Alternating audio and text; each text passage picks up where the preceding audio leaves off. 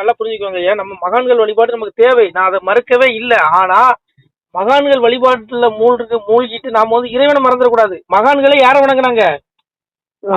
அகத்தியர் யாரை வணங்கினாரு? சிவனை தானே வணங்கினாரு. அகத்தியரை விட ஒரு சித்தர் உங்களுக்கு வேணுமா? 18 சித்தர் கண்டிப்பா கிடையாது ஐயா. 18 சித்தர்களை விட இன்னைக்கு வந்த மகான்கள் பெரிய உயர்ந்தவங்க ஆயிட்டாங்களா? சொல்லுங்க. பண்ணிக்கிறேன் ஐயா, இப்பதான் பண்ணேன். பண்ணிக்கோங்க ஐயா, பண்ணிக்கோங்க. அப்போ அதான் நான் பண்ணுங்க ஐயா. இப்போ நான் என்ன சொல்றேன் ஐயா, பொறுமையா இருந்து நைட்டு கேட்பேன் ஐயா மனசுல. அதாவது 18 சித்தர்களுமே யாரை வணங்குனாங்கன்னா சிவனை தான் வணங்கியிருக்காங்க. அப்படி இருக்கும் பொழுது இன்னைக்கு இந்த கலியுகத்துல தோன்றிய மகான்கள் எல்லாம் பாத்தீங்கன்னா இப்போ சமீபம் நமக்கு தெரிஞ்சு ஒரு 200-300 வருடங்களுக்கு முன்பு தோன்றியவர்கள் தான் இவர்கள்லாம். ஆனா இவர்கள் வழியை பின்பற்றிட்டு நாம போக கூடாது.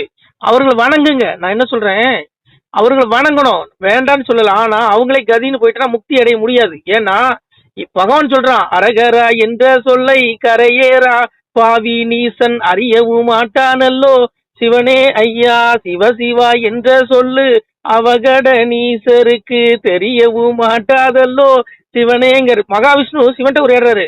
கலியுகத்துல அந்த கலியுகத்தை பொறுத்தவரையில ஒண்ணு அரகரான்னு சொல்லணும், இல்ல சிவசிவான்னு சொல்லணும். இந்த 2 நாமத்துல ஒரு நாமத்தை சொன்னாதான் ஒரு மனிதன் வாழ்வுல பிறப்புல இருந்து கரையேற முடியும், முக்தி கிடைக்கும். ஆனா இந்த நாமத்தை பாவிகள் சொல்ல மாட்டாங்கிறாரு. சாமியை சொல்றாரு, பாவிகள் வாயில இந்த நாமம் வராது, நுழையாது, அவன் அறிய முடியாது. அவன் அறிஞ்சனா மோட்சத்துக்கு போயிடுவான். ஆனா நம்ம மக்கள் எப்படியா மூழ்கிடுறாங்க. சாமி சொல்றாரு இந்த கலியுகத்துல, சாமி சொல்றாரு, பொய் சேத்திர குருக்கள் எல்லாம் பூமி தண்ணில் மேவிடுவார். பொய் உபதேசம், கள்ள உபதேசம் பண்ணக்கூடிய குருக்கள் நல்லா பேசுவான், நல்ல வேடத்துல இருப்பான், ஆன்மீகம் அருமையா பேசுவான். ஆனா அவனுக்கு உள்ள இருக்கலாம் சாக்கடை தான் எண்ணங்கள். வெளியில நல்லா பேசுவான், ஊருக்கு உபதேசம். அததான் அவங்களை ஏத்துக்க கூடாதுங்கிறாரு சாமி. நல்லா புரிஞ்சுக்கோங்க. என்னையும் சேர்த்தான் சொல்றேன், என்னையும் ஏத்துக்க கூடாது. இல்ல ஆண்டவா, நான் சொல்றேன், நீங்க வந்து பாடசாலையில படிச்சீங்களா? என்னையா பாடசாலையில எதுவும் படிச்சீங்களான்னு? இல்லையா, நான் ஒரு பிராமணன் அல்ல, நான் ஒரு மறையேறி நாடார் அப்படின்னு பதிவுலே சொல்லிட்டே இருந்தீங்க. ஆமா, நான் பதிவு வச்சிருக்கீங்க. இருந்தாலும் நீங்க வந்து எப்படி பாடசாலை ஐயா சேர்க்க மாட்டேன்னு சொல்லி சொல்ற போது அத வந்து ஒரு குழந்தை வந்து வெளியில இருந்து வேலைக்காரியோட புள்ள வந்து வெளியில இருந்து பார்த்து, அதெல்லாம் நம்ம படத்துல பார்த்திருக்கோம், புராணத்துலயும் படிச்சிருக்கோம். வெளியில இருந்து பார்த்து அதை கத்துன்னு அந்த புள்ள வந்து அப்படி பேசணும். அதெல்லாம் நீங்க பேசுறீங்க. இப்போ அதான் இங்க பாருங்கய்யா, ஞானத்துக்கு எந்த கல்வி சாலையும் நமக்கு தேவையே இல்லை. என் அப்பா உள்ள இருக்காருயா, எப்பருமா சொல்றான், தன்னை அறிந்ததுண்டால். சாமி சொல்றாரு, அப்பா ஏதாவது அப்படி ஒரு புராணம்லாம் படிச்சாரா? என்ன பண்ணார்? யாரையா? உங்க ஐயா படிச்சது. எங்க அப்பாவா? எங்க அப்பா இன்னைக்கும் பணையேற தொழில் தான். பழைய இருக்கார். ஆனா பரவாயில்ல, சந்தோஷம். ஆனா என்ன மனசுல அப்படியே வச்சுட்டு அப்பா அப்பான்னு சொல்லி மனசுலயே வச்சு நீங்க இப்படி ஒரு அப்பா உலகத்தை அப்பாங்க ஈசு சிவன் தாங்க அப்பா. இவங்க எல்லாம் கர்மத்தை தொலைக்கி வந்தவங்க. எம்பரமா சொல்றாரு, சாமியே சொல்றாருல, பாசம் அறுத்தல்லவோ பரகதியை நாடுவதுங்கிறாரு. பாசம், இந்த பந்த பாசத்தை தொலைச்சாதான் நாம பரகதி அடைய முடியும், மோட்ச வீட்டுக்கு அப்பா வீட்டுக்கு போக முடியும். இவர் யாரு? எனக்கு உடலுக்கு தந்தை. என்ன பெற்றாரு? அவர் கர்மவினை தொலைக்க அவர் வந்தாரு. அவர் மூலமா ஏன் கர்மவினை தொலைக்க என்ன இறைவன் அனுப்பிட்டான். ஆனா இவர்கள் யாரு நித்தியம் கிடையாது, எல்லாம் அனித்தியம். அவங்க தேடினா மோட்சத்துக்கு போக முடியும், உறவு கட்டாயிரும். என்ன ஐயா சாமி சொல்றாரு, பாவி அவன் செத்து பஸ்பமாய் போனாலும் ஆவியை கண்டு ஆக்கினைகள் செய்திருவேங்காரு. இந்த உடம்புல உடல் ஆத்மா 2 இருக்கு. அப்போ அந்த ஆத்மா வெளியே போனோடனே உடல் நாரிடுது, உடல் அழிஞ்சு போயிடும், எரிஞ்சிடும். ஆனா ஆத்மா உலகமே அழிஞ்சாலும் ஆத்மா அழியாது. அந்த ஆத்மாவுக்கு இந்த உடல்ல என்னென்ன பாவங்கள் செய்யறோமோ அதற்கு தீர்ப்பு தண்டனை உண்டுங்கிறார் சாமி. தப்பவே முடியாது. கீதையில் சொல்றாருல, அனிஷ்டம் இஷ்டம் திரிவிதம் கர்மனக பௌத்திய தியாகம் பிரச்சனை சன்னியாசம் கோஷித்துங்காரு. என்ன சொல்றாரு, கர்மத்தின் பயனை தியாகம் செய்யாத மனிதர்களுக்கு கர்மத்தின் பயனான நல்லதும் தீயதும் மேலும் 2ம் கலந்ததுமான பயன்கள் இறந்த பிறகு கட்டாயம் கிடைக்குது. இறப்புக்கு அப்புறம் அவன் ஆத்மாவை கூட எடுத்துட்டு போயிடுவான். அவன் செய்யற பாவ புண்ணியம் 2யும் கொண்டு போறான். அதுக்கு தகுந்தவரை அவனுக்கு சொர்க்கமோ நரகமோ மோட்சமோ கொடுக்கப்படுது. அதான் சாமி சொன்னாரு, மோட்ச உயிர்க்கும் நரக உயிர்க்கும் தீநரக பாவி உயிர்க்கும் ராச உயிர்க்கும் பள்ளி வாசல் உயிர்க்கும் எவ்வுயிர்க்கும் எங்கள் ஐயா சிவ சிவ சிவ சிவ அரகரா அரகரா. மோட்சத்துல இருக்கிற உயிர்க்கும் எங்க அப்பா சிவன் தான் அடைக்கலாம், நரகத்துல போறவனுக்கு அவன் தான் அடைக்கலாம், எல்லாத்துக்கும் வந்து அடைக்கலாம். எங்க போடலாம் அவனுடைய நாமத்தை சொன்னாதான். ஒண்ணு அரகரா சொல்லணும், இல்ல சிவசிவா சொல்லணும். அரகரான்னு சொன்னா பெருமாள் அடைய போற, சிவசிவான்னு சொன்னா சிவன் அடைப்படா. 2 பேரும் ஒரே தான், ஒரே பரம்பொருள் தான். புரியுதுங்களா?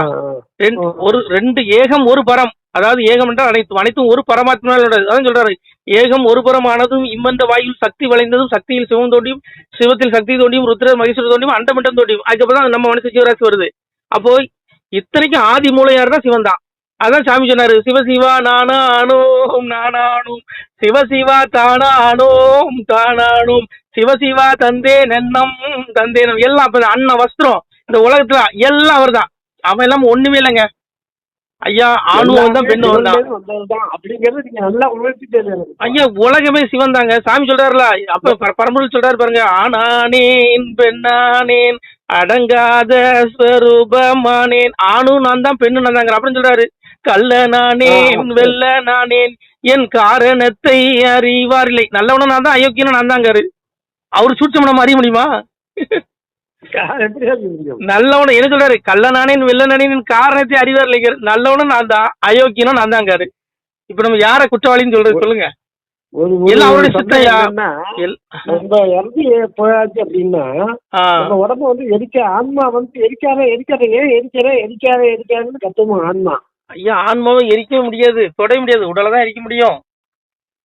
அதாவது ஆன்மாவுக்கு வந்து வேலைன்னு சொல்லுமா, என் உடம்பு எரிக்காத அப்படின்னு சொல்லுமா. ஆக்கினை உண்டியா ஆன்மாவுக்கு வந்து ஆக்கினை. இறப்புக்கு அப்புறம் அவருடைய அந்த நரகாக்கினைங்கிற என்ன, அங்க இருக்க தண்டனைகள்லாம் மிக கொடியது. இந்த ஆத்மா அந்த ஆக்கினை உணரும். ஆனா ஆத்மாவுக்கு அழிவு கிடையாது. அந்த வழியை உணரும். ஐயோ ஆத்தா, இப்ப நமக்கு நெருப்பை தொட்டோன்னே நம்ம சுடுதா, இது இந்த உடல் உணர்றது இல்ல, உள்ள இருக்க ஆத்மா தான் உணருது. புரியுதா உங்களுக்கு?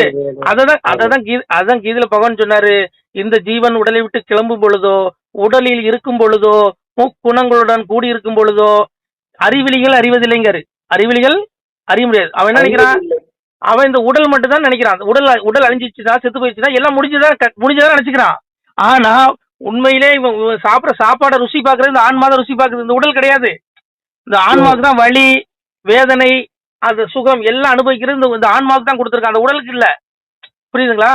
அப்போ இந்த உடல் இங்கிருந்து இப்போ துரியோதனனுக்கு கூட 7 பிறவி சாமி கொடுத்தாரு. இரணியனா வந்தான், ராவணனா வந்தான். ஆனா கலியனா 7வது பிறவி மோட்சத்துக்கு போவான். 7 பிறவி எல்லாத்துக்கும் 7 வாய்ப்பு கொடுக்காரு இறைவன். சாமி வந்து துரியோதனுக்கு 7வது பிறவி கலியனா கொடுத்தாரு. சரி, அப்படியாவது மோட்சத்துக்கு போவான்னு கேட்டா அவன் போகல. ஏன்னா அவனுடைய முற்பிறவி குணம் அப்படியே இருந்தது. புரியுதா உங்களுக்கு? அததான் சாமி சொன்னார். 6 பிறவி. முனிவர்கள் என்ன சொல்றான், 6 பிறவி அறியே உன்னை நினையாமல் தூறு மிக பேசி தொழாத பேர் ஆனாலும் 7ஆம் பிறவியில் எல்லளவு நினைத்தாலும் வாரி அனைத்து வைகுண்ட இவனை.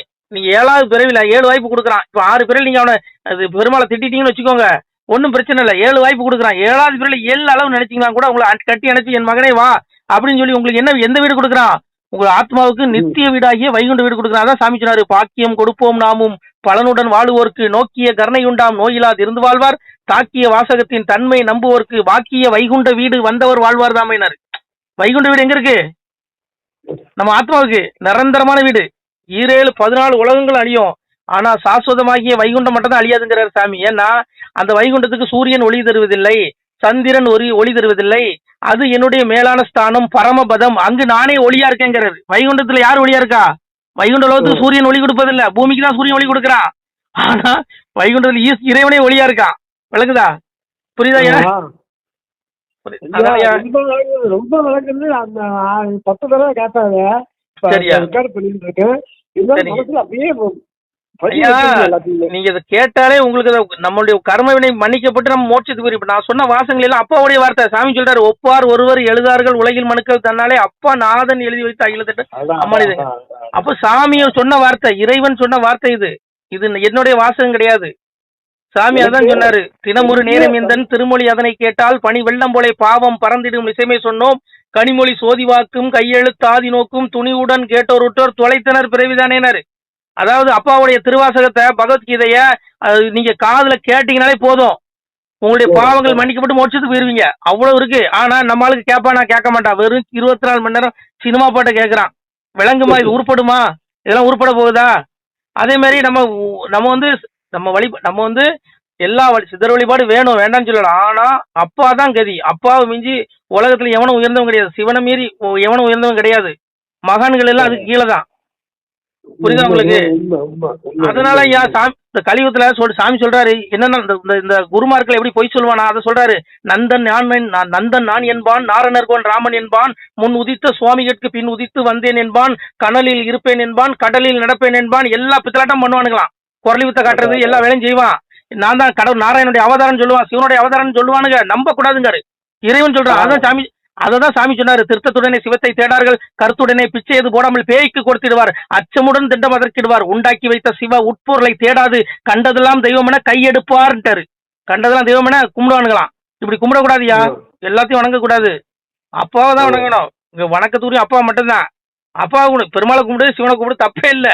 இவனுக்கு எதெல்லாம் கும்பிடு, எவன் காலையே விழுந்துடுறான், விழக்கூடாது. அப்படி இவெல்லாம் மந்திரவாதி கால போய் விடுறானுங்க ஐயா இவனுங்க. அதான் சாமி சொன்னாரு, திருத்தத்துடனே சிவத்தை தேடர்கள், கருத்துடனே பிச்சை இது பண்ணாலும் பேய் கொடுப்பாருங்காரு. வாசல்ல ஏகபரா குரு பிச்சைன்னு பிச்சை கேட்கறவனுக்கு 1 ரூபா பிச்சை கொடுக்க மாட்டானா, பசிக்கு சாப்பாடு கொடுக்க. ஆனா அந்த மந்திரவாதி கிட்ட போய் செய்வனை வைக்கிறதுக்கு போய் கட்டு கட்ட 50,000 2 லட்சம் 3 லட்சம் கொடுப்பானுங்களா. மந்திரவாதி நம்புவானுங்களா அந்த கும்பல். அவனுக்கு தான் செருப்படி கொடுக்காரு சாமி இந்த இடத்துல. திருத்தத்துடனே சிவத்தை தேடார்கள், கருத்துடனே பிச்சை இது போடாமல் பேய்க்கு கொடுத்துட்டு அச்சமுடன் திட்டமிடுவார். இந்த மந்திரவாதி கும்பல் இந்த மக்களை மிரட்டி புடுங்குவானுங்களாம் பணத்தை. சிலவன் இந்த ரொம்ப மூட நம்பிக்கையில மூழ்குவான். அந்த மூட நம்பிக்கை இந்து மதத்துல கிடையாது. இவன் மந்திரவாதி பின்னாடி போவான், செய்வனை வச்சு ஒருத்தர் கொள்ளன்னு போறது, அடுத்த குடிய கெடுக்குன்னு போறது, இதெல்லாம் ஒரு அவன் இந்த மாதிரி பித்தலாட்டம் பண்ணுவானுங்க. பண்றானுங்களா இல்லையா? பிச்சைக்காரருக்கு 1 ரூபா கொடுக்க மாட்டாயா, செய்வனை வைக்கிறவனுக்கு 50,000 லட்சக்கணக்கில் கொடுப்பானுங்க இந்த கும்பல் மந்திரவாதிகளுக்கு. அதனால இதுவும் இந்த நம்ப கூடாது. ஒரு செகண்ட், என் பையன் வந்து கிட்டத்தட்ட ஒரு 10-15 வருஷத்துக்கு மேலாக கூட இருக்கும். இப்ப கிரிவலம் மாசம் போயிட்டு வருவான். திருவண்ணாமலை அண்ணாமலை இருப்பாங்க. அண்ணாமலையா? சரி ஐயா. அண்ணாமலையார் பார்க்க போயிட்டு வரும். அப்படி அண்ணாமலை பாசமா இருந்தது. அக்கா வந்து இப்போ இவளை புரிஞ்சு உள்ளவான்னு சொல்லி அவளை எழுத்துட்டு இருக்கா. சரி நாளைக்கு. சரி ஐயா.